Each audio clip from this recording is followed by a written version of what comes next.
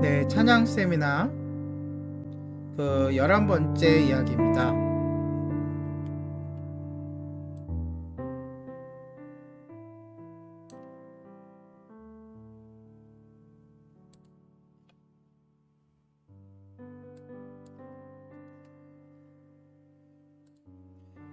오늘은 찬송은 성도의 의무입니다.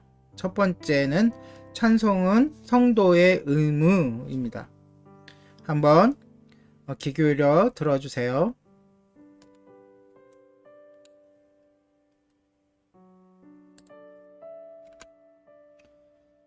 세미나 및 집회를 하려고 처음 교회를 방문하면 제일 많이 듣는 말들이 있습니다.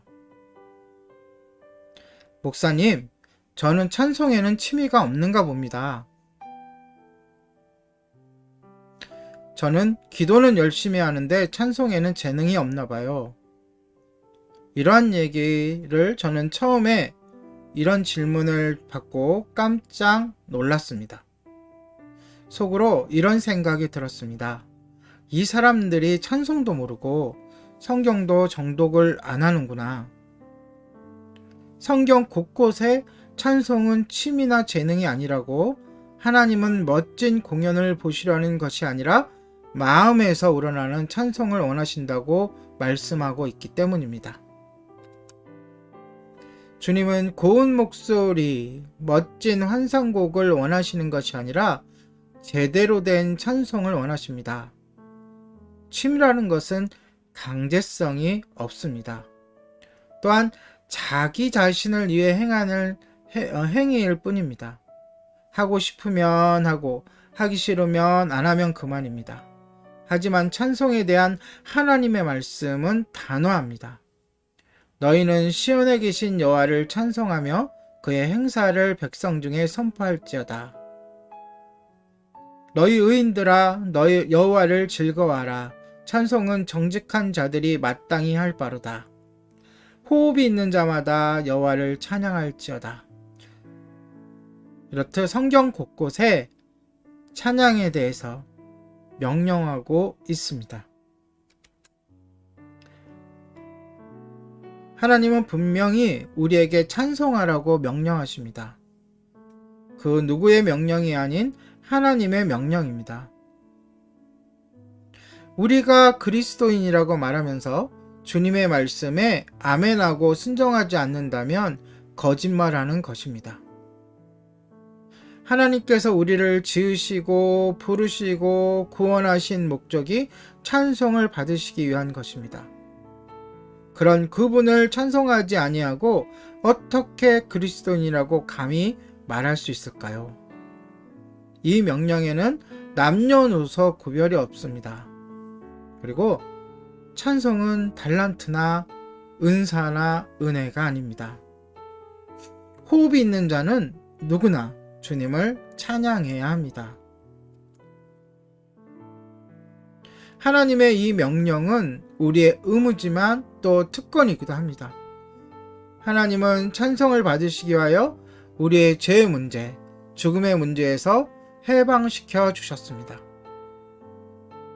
그의 독생자이신 예수님을 십자가에 내어 주셨습니다.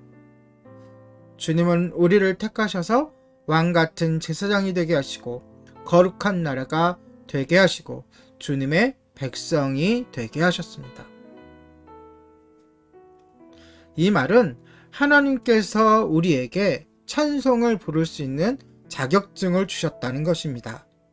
그 자격증에는 예수 그리스도의 보혈로 인치심을 받은 자라는 도장이 찍혀 있습니다.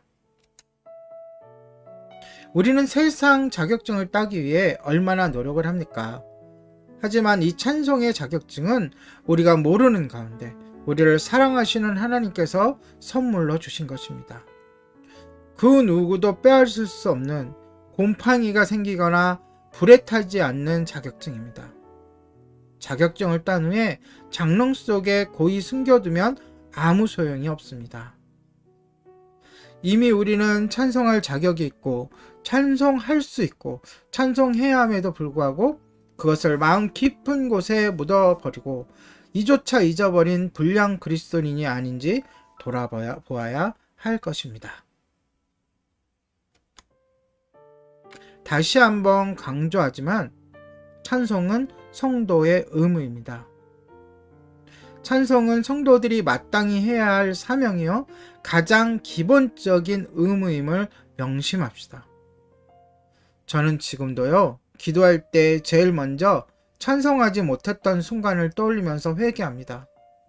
숨을 쉬는 것처럼, 음식을 먹는 것처럼, 잠을 자는 것처럼 찬송이 우리의 삶에 자연적으로 녹아들게 합시다.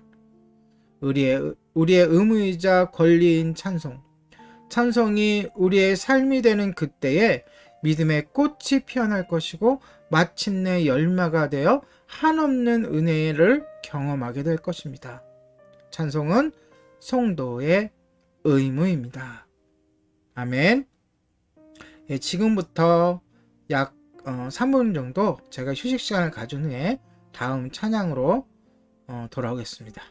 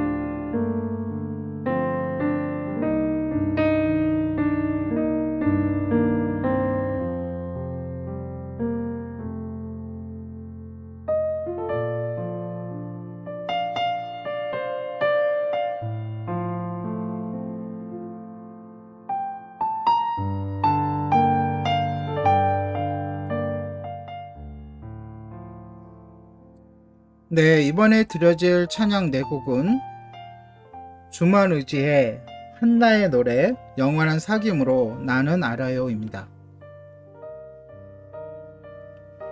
다 같이 이 4곡으로 하나님께 영광 돌리시겠습니다.